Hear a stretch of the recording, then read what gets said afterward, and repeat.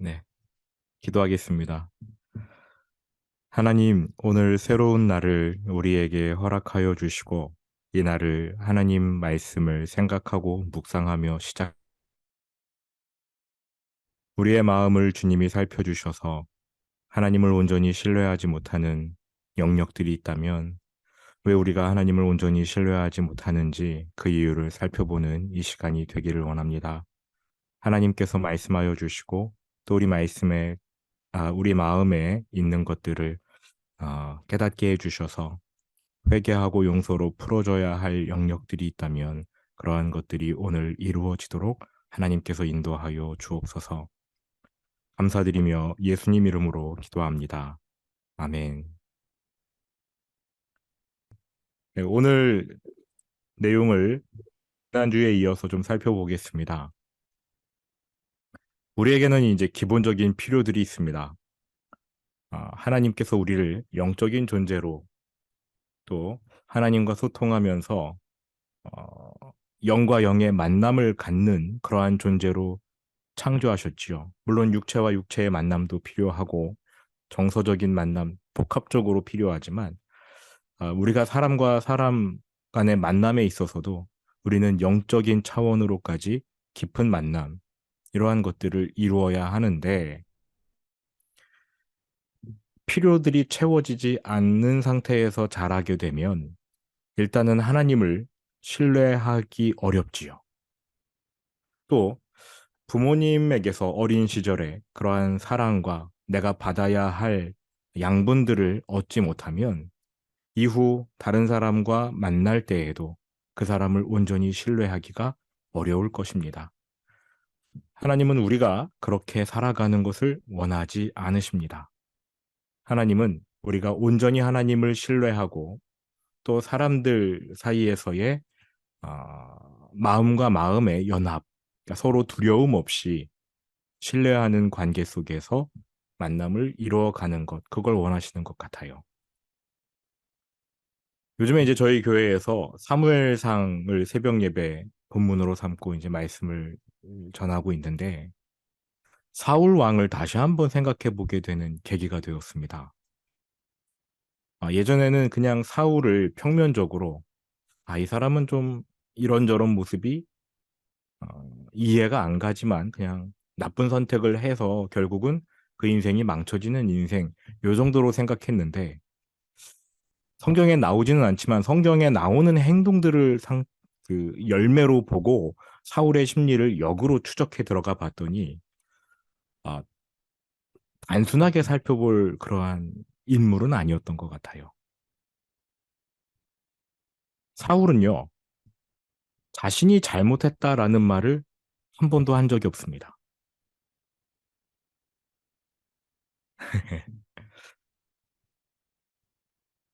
음, 사무엘 선지자가 7일 기다리라고 해서 이제 7일을 기다렸는데 안 오자 사울 왕이 해서는 안 되는 제사를 드렸지요. 그리고 나서 사무엘 선지자가 도착해가지고 왜 그렇게 했느냐라고 했을 때 사울 왕은 백성들이 내게서 떠남으로 내가 두려워서 이같이 했습니다. 라고 말합니다. 잘못했다고 얘기는 안 해요. 그리고 전쟁 중에 사울 왕이 전쟁에서의 승리를 너무 간절히 원했던지 금식을 선포합니다. 백성들이 밥 먹고 그 힘으로 싸워야 되는데 밥을 먹지 못하니까 힘들어하지요. 근데 참다 못한 백성들이 몰래 그 전리품으로 취한 고기를 이제 잡아서 먹는데 피를 다 제거하지 않고 빨리 먹어야 되니까 그냥 피째로 먹었어요. 그 사실이 사울의 귀에 들어가자 사울이 이렇게 말합니다. 너희들이 죄를 범했다. 하나님께 죄를 범했다 이렇게 말합니다. 너희들의 죄악 때문에 큰일이 생길지도 모른다. 사울은 자기가 원인이 되었다는 거, 자기가 금식을 선포한 게 사실은 잘못이었잖아요. 그것은 말하지 않고 백성들이 죄를 지었다. 여기에만 집중합니다. 또 하나님께 이 전쟁이 승리할 것인지 아닌지를 여쭈는데 하나님이 답하시지 않자 누구에게 죄가 있는지 살펴보자며 백성들을 또 끌어와요. 자신에게 죄가 있다는 것은 전혀 인정하지 않습니다. 나중에 아말렉을 진멸하라는 하나님의 명령을 어겼을 때 이게 이제 가장 잘 알려진 예지요. 사울이 양과 소, 살찐 것들을 남겨둡니다. 사무엘이 와서 왜 진멸하지 않았습니까? 라고 하자 사울이 이렇게 말합니다. 이거는 백성들이 끌어왔는데 백성들이 하나님께 예배를 드리려고 남겨두었습니다. 이렇게 말합니다. 어떠한 어려움에 봉착하면 빠져나갈 구멍을 찾는 거예요. 내가 인정하고 받아들이고 책임을 지겠다는 게 아니라 저 사람 잘못입니다. 저 사람 잘못입니다. 라면서 자꾸만 회피하는 거지요. 그리고 늘 하는 말이 사람이 두렵다라는 겁니다. 그거는 진심 같아요. 백성이 떠날까봐 두렵습니다. 내가 백성을 두려워하여 하나님의 말씀을 어겼습니다. 그러니까 사울에게는 하나님과의 영적인 교류가 없기 때문에 백성들과의 만남 속에서도 영적인 만남, 영과 영의 필요를 채우는 만남이 아니라 피상적인 만남이 되는 겁니다. 저 사람이 떠나면 저 사람이 떠나면 나의 자존감이 무너지는 거지요. 저 사람이 떠나가면 나는 없다. 라기 때문에 계속해서 어떠한 두려움으로 사람들을 대하기 시작하는 겁니다. 진짜 재밌는 거는 뭐냐면 사무엘이 와서 사울에게 하나님이 당신을 버리셨나이다 라고 말하는데 사무엘은 그 말에 대해서 사울 왕은 그 말에 대해서는 전혀 요동하지 않습니다. 하나님이 날 떠나든 말든 상관을 안 해요. 그런데 사울 왕이 두려워하는 게 무엇이냐면 백성들 앞에서는 내 위신을 깎지 마십시오. 인 겁니다. 곰곰이 생각을 해봤어요. 사울 왕에게는 무엇이 문제였을까? 그런데 사울 왕이 처음 등장하는 장면을 보니까 어느 정도 이해가 갑니다. 사울 왕의 아버지가 나와요. 기스라는 사람에게 나귀가 있었는데 그 나귀가 도망을 쳤나 봅니다. 사울 왕이 그 나귀를 찾으러 가는 장면이 사울 왕이 등장하는 첫 번째 대목입니다. 이때에 사울의 나이가 40이 넘어요. 그리고 기스라는 아버지는 유력한 자라고 성경이 소개하고 있습니다. 굉장한 부자라는 뜻이지요. 나귀 몇 마리가 도망친 것 때문에 종들이 나가서 찾는 게 아니라 그 아들이 나가서 찾아요. 40이 넘은 아들이. 근데 이 사울의 대답은 뭐냐면 늘 아버지에 대한 염려와 걱정입니다. 우리가 늦게 들어오면 아버지가 걱정하실까봐 염려된다. 그러니까 내가 귀가 시간이 늦으면 아버지가 걱정할까 염려가 된다. 사울이 아버지에게서 사랑을 제대로 받았을까라는 퀘스천 마크가 생겼어요. 전형적으로 이 케이스는 아버지의 역할을 아들이 대신해주는 모습이거든요. 아들이 아버지를 걱정해요. 근데 그 아버지를 걱정하는 게 아버지가 뭐 건강을 걱정하고 그게 아니라 내가 잘못될까봐 아버지가 염려하는 거를 내가 걱정해 주는 거죠. 그러니까 내가 아버지보다 더 위에 위치해 있는 상태입니다. 이것은 부모님으로부터 사랑을 받지 못할 경우 그 자녀들이 아버지나 어머니의 역할을 대신하는 케이스로 보여져요.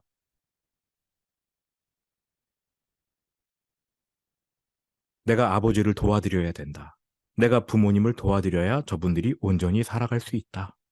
이러한 생각을 하는 거죠. 그러니까 어려서 내가 엄마 아빠에게 온전히 의지하고 내 생명을 완전히 의지해서 저분들이 내 생명을 지켜줄 거야. 내 삶을 유지해 줄 거야.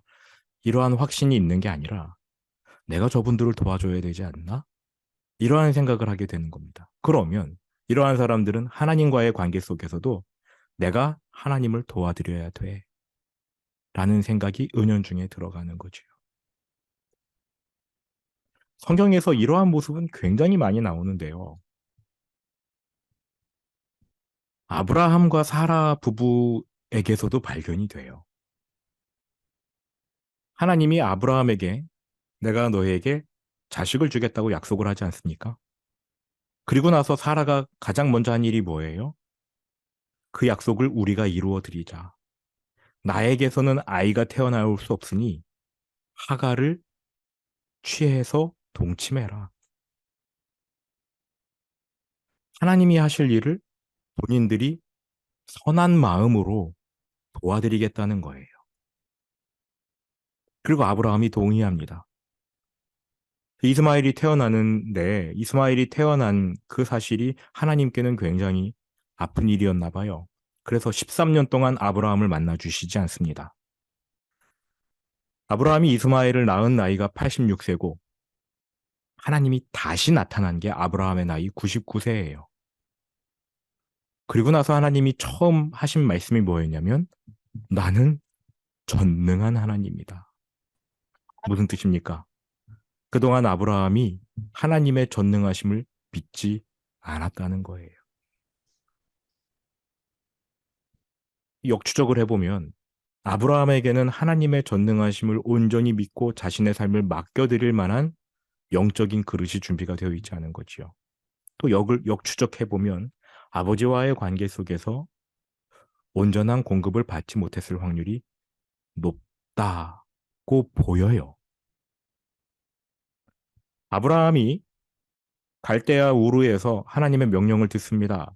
너의 본토, 친척, 고향, 아버지의 집을 떠나고 다 떠나라고 했는데 아브라함이 떠나긴 하지만 지키지 않은 명령들이 덜어 있지요. 아버지의 집을 떠나라고 했는데 아버지를 데리고 갑니다.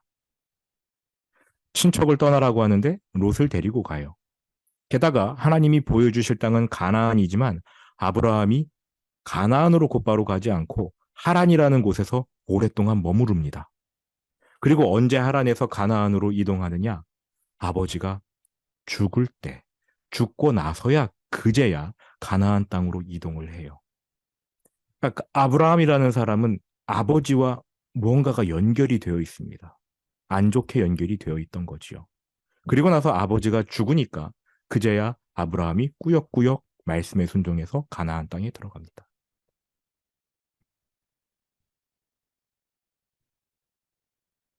이러한 상황들을 살펴보면 우리가 알게 모르게 부모님으로부터 받은 것, 받지 못한 것들이 하나님과 우리와의 관계에 굉장히 많이 투영되는 거 볼 수 있어요. 채워지지 않은 필요, 우리가 어린 시절의 기억을 다 해낼 수 없고 또 어린 시절 기억도 잘 안 나고 또 대부분의 자녀들은 착해서 부모님이 그래도 많이 해주셨다 이렇게 퉁쳐버립니다. 제가 하려고 하는 것은 그거 다 일일이 끄집어내서 부모님을 비난하고 미워하자가 아니라 우리에게 부족한 부분들을 보고 그 부분을 하나님으로부터 채움을 받자라는 거예요. 그러면 우리가 받지 못한 것에 대해서 기억을 해내야 되고 또 하나님이 알려주시는 과정이 필요하겠죠. 기억을 못한다면 열매를 통해서 역으로 추적해야 됩니다. 혹시 내가 부모님에 대한 생각이 저분들은 나를 지켜주고 책임지고 내 생명을 붙잡아준 분들이야 라는 것이 아니라 내가 도와드려야 되는 분들이다. 그러니까 뭐 늙어서 도와드리는 거는 뭐 어쩔 수 없겠지만 어린 시절에도 내가 그러한 생각들이 있었다면 내가 무언가를 해서 부모님을 채워드려야 되고 내가 무언가를 해서 부모님을 기쁘게 해드려야 되고 부모님의 사랑을 받아내기 위해서는 무언가를 해야 된다. 이러한 마음이 있었다면 우리에게는 그 부분이 채워지지 않은 것입니다. 믿어지지 않을 거예요.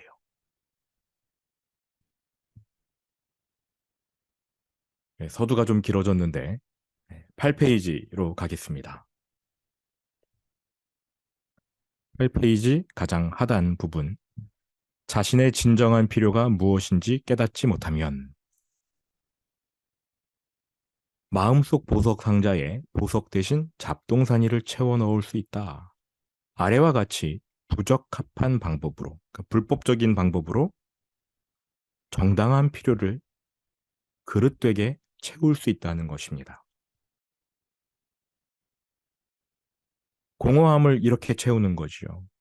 무지하게 바쁜 스케줄을 짭니다. 그리고 집에 들어가기 싫어하고 그냥 직장에서 어떻게든 오랜 시간을 보내려고 하고 계속 분주하게 자신을 굴리는 거예요. 주말에도 잘 쉬지 못하겠죠. 또 음식, 섹스, 종속적인 관계, 남에게 끝없이 요구하는 식으로 그러한 식으로 공허감을 채워 나아가게 갈 것입니다. 어린 시절에 하나님으로부터 제대로 채움을 받지 못하고 부모님으로부터 제대로 채움을 받지 못하면 말입니다. 그리고 고통을 마비시키는 건데요.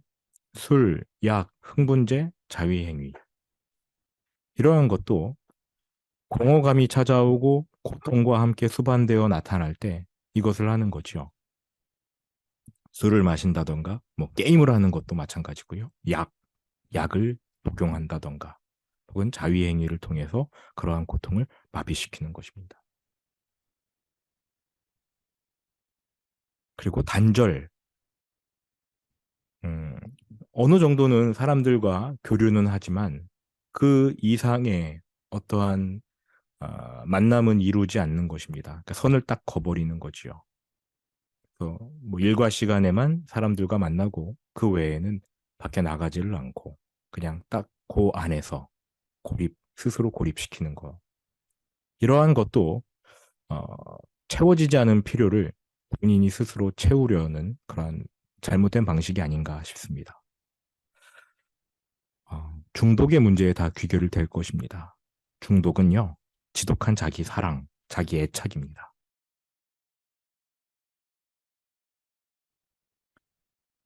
표준 세 번역으로 디모데후서 3장 1절부터 4절 중요한 부분만 살펴보면 이렇습니다.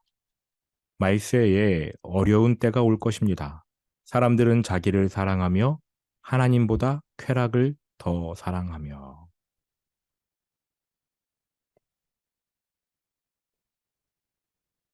어, 내 필요가 채워지지 않은 경우에는 진짜 필요한 거를 사실대로 표현하지 못합니다. 필요한 것을 사실대로 표현하지 않으면 적어도 고통은 받지 않을 겁니다. 왜냐하면 그 필요가 채워지지 않을 것, 나한텐 필요가 없어 라고 말하면 고통은 받지 않을 거예요. 그러나 이것은 고통에 대한 지속적인 해결책이 될 수 없습니다. 필요는 있는데 그 필요를 없다고 인정하면서 무마하는 게 해결책이 될 수는 없죠. 그 다음이요. 학대받은 경우보다 방치되었던 경우에 치유 방법을 찾는 것이 더 어렵다. 뭐 이거는 당연한 것 같습니다. 학대를 받고 자랐다면 그 아픔을 기억할 수 있기 때문에 그것과 관련된 자신의 잘못된 맹세, 판단 이러한 것을 회개하고 또 미워한 사람을 용서할 수 있거든요. 그런데 방치된 경우에는 기억이 별로 없어요. 어린 시절에 대한 기억을 잘 하지 못하는 사람들이 상당히 많습니다. 아예 백지처럼 아무 기억이 나지 않는 사람들도 있어요. 예. 무언가가 좀 고장난 게 아닌가 싶은 생각도 있습니다. 이 경우에는 많은 경우 부모님과의 관계가 잘 성립이 안 돼서 그럴 거예요. 자신의 필요를 의식하지 않기로 맹세하면 고통을 증명할 기억이 남지 않습니다. 난 저런 거 필요 없어. 나는 내 힘으로 해야 돼. 어린 시절에 이렇게 맹세를 하면 이러한 고통이 기억이 나지가 않아요. 그러니까 뭘 잃어버렸는지, 뭘 받지 않았는지 증명이 안 되고 치유가 어려워지지요. 이제 치유에 대해서 살펴보겠습니다. 필요를 채우기 위해 사용했던 그릇된 방법들에 대해 우리는 죽어야 합니다. 일단은 죽어야 치유가 되는 거예요. 일단 죽어야 돼요. 그러려면 내가 잘못 사용했던 방법들을 어, 회개하는 것이 필요하겠지요. 네. 10페이지로 넘어가겠습니다. 치유. 첫 번째, 인지. 이게 이제 가장 중요한 거겠죠. 보호자가 나의 필요를 무시해서 나 또한 내 필요를 무시해왔던 사실을 인지한다. 나에겐 필요가 없어 라고 말하는 것 자체도 죄악되다라는 사실을 우리는 인지해야 돼요.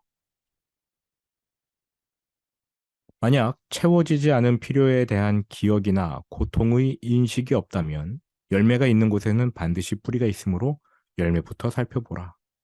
예를 들어 중독 같은 게 열매이겠지요. 그다음 고백과 회개. 필요를 채우기 위해 사용했던 부적합한 방법들.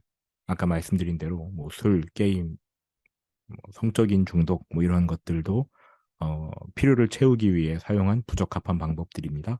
이러한 것들을 회개해야 합니다. 그다음 용서로 풀어줌. 내게 필요를 채워주지 않은 부모님들, 또 하나님께 실망한 경우에도 마찬가지로 우리가 하나님을 용서할 수는 없지만 그때의 그 감정을 느끼면서 어, 하나님을 미워한 자신을 용서로 풀어줘야 되겠지요.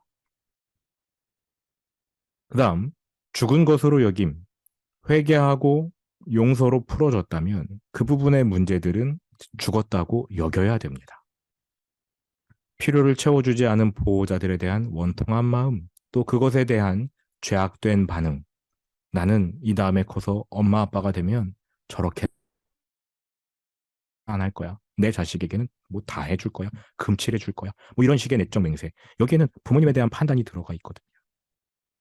그것을 회개했다면 이제는 그것에 대해 나는 죽었다. 다시 태어난다. 이렇게 여겨야 합니다. 부활. 나를 방치했던 보호자, 내 필요를 채워주지 않은 사람들을 축복하는 것입니다. 그리고 부모님에 대해서 잘못 믿어왔던 거짓말, 또 내 자신에 대해 믿어왔던 거짓말, 나는 그게 필요하지 않아. 이러한 거짓말들을 내가 믿은 거, 그 부분도 하나님의 진리가 채워져서 나는 그것이 필요했어. 하나님이 채워주신다. 이러한 믿음으로 바뀌어야 될 것입니다. 그래야 우리가 하나님을 신뢰할 수 있고 다른 사람들과의 만남 속에서도 소망과 기대를 품을 수가 있는 거지요. 11페이지는 지난주에 했으니까 12페이지에 나오는 기도 함께 보겠습니다. 필요를 스스로 채우려고 했던 것을 끝내는 기도예요. 어린 시절 내 필요가 채워지지 않았다면 나는 어떻게든 그것을 해결해야 하므로 그 필요를 무시하든 다른 것으로 채우든 어떻게든 내 힘으로 하려고 했던 것이 있었는데 그러한 것을 끝내기 위한 기도예요. 함께 읽어보면서 기도하는 마음으로 읽어보면서 또 마음으로 기도해 보겠습니다. 같이 읽어보시죠. 주님, 제게 필요한 것들을 받지 못했던 때가 있었습니다. 신뢰해야 할 사람마저 믿지 않기로 결심했던 때가 있었습니다. 저는 타인과의 유대감을 갖지 못했고 마음과 마음으로 소통할 수 없습니다. 머리로는 사람들이 제게 애정과 관심을 준다는 것을 알지만 마음으로는 아무도 제게 관심을 주지 않는다고 생각합니다. 심지어 주님까지도 제게 관심이 없는 것처럼 느낍니다. 사람들이 저를 무시할 때는 그 고통이 더욱 깊어집니다. 그러나 사람들이 저를 사랑해 줄 때에는 웬일인지 없습니다. 받아들였어도 어느새 다시 새어나가고 맙니다. 제가 아는 바 사랑받는 유일한 방법은 사람들이 마음껏 유린하도록 저를 내던지는 것입니다. 그러므로 저는 사랑을 받을 수도 안식할 수도 감정적인 균형을 찾을 수도 없습니다. 저는 제게 무언가가 필요하다는 사실이 수치스럽게 느껴졌습니다. 저는 두려움을 제외하고는 제가 느끼는 감정들을 잘 모르겠습니다. 제 마음이 다른 사람들로부터 단절되었기 때문에 어떤 면에서 제 양심은 무감각해졌습니다. 저는 결코 만족을 주지 못하는 중독적인 것들로 저는 독립적이라 생각하지만 고립되어 있고 홀로 서 있다고 생각하지만 홀로 버려졌습니다. 주님, 제가 무엇이 필요하지 않다고 무엇이 필요함을 느끼지 않겠다고 제 인생에 찾아오는 사랑을 믿지 않겠다고 맹세했습니다. 용서해 주십시오. 저의 텅 빈 속을 무엇 무엇으로 채웠던 것을 용서해 주십시오. 제가 필요했던 것들을 공급해 주지 않은 누구누구를 용서하기로 선택합니다. 제 자신에 대한 거짓말, 또 사랑에 대해 믿어왔던 거짓말들을 십자가의 죽음에 처할 것을 선포합니다. 제 마음을 열어주셔서 다시 사랑을 받아들이게 해주십시오. 또 제가 누구를 신뢰해야 하는지 새로운 분별력을 주셔서 저의 진주를 돼지에게 던지지 않게 해주십시오. 그러나 만일 다시 상처를 받더라도 이것을 핑계 삼아 마음을 닫는 일은 없게 해주십시오. 진정한 사랑이 찾아올 때 그것을 폄하하지 않고 그 사랑을 있는 그대로 믿고 느끼고 받아들이게 도와주십시오. 주님의 사랑이 누구를 통해 내게 다가오든지 저는 주님의 사랑을 받아들이겠습니다. 예수님의 이름으로 기도했습니다. 아멘. 이렇게 해서 이제 한 과를 마쳤는데 이 기도문을 읽으시면서 어떠한 마음이 드셨는지 또 오늘 내용을 들으면서 어떤 생각을 가지셨는지 함께 나누고요. 또 이 기도문이 이제 어떤 모델로 삼을 만한 기도문인데 여러분이 개인적인 시간에 한번 진지하게 기도해 보셨으면 좋겠습니다. 네, 감사합니다.